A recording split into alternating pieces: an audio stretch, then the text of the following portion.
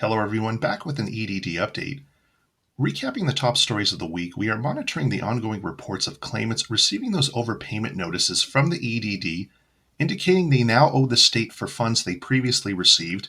Meanwhile, PUA work history documentation requests continue to be sent out, and the EDD is beginning to process those PUA reassessment applications. Now, the issue that is impacting both current and former EDD claimants is that of those overpayment notices being sent out in the mail. Now, there are a variety of reasons why claimants are receiving those notices, and it does start with the type of claim you have or had previously.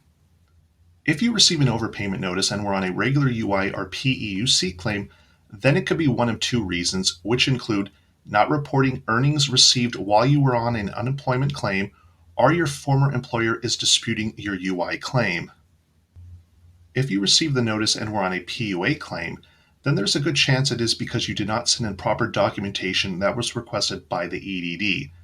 Now, this seems more likely as the EDD begins to send out those work history documentation requests to former PUA claimants.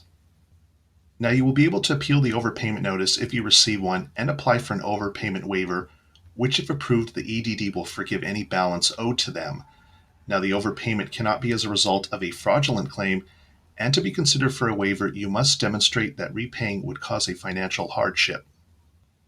In order to apply for the waiver, you will need to submit a personal financial statement in which you will list your finances, and the EDD will evaluate your average household income over the last 6 months to determine if in fact repaying would cause a hardship for you. And finally, a reminder to submit those PUA work history documents if you have been requested to do so.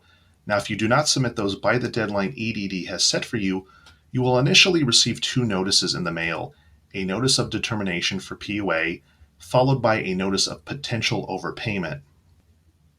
At that point, the EDD will give you another chance to submit the documents they requested before sending out the actual overpayment notice. In the meantime, we will keep monitoring the situation for further developments, so make sure to click on that subscribe button below for future updates on this channel, and thanks for watching.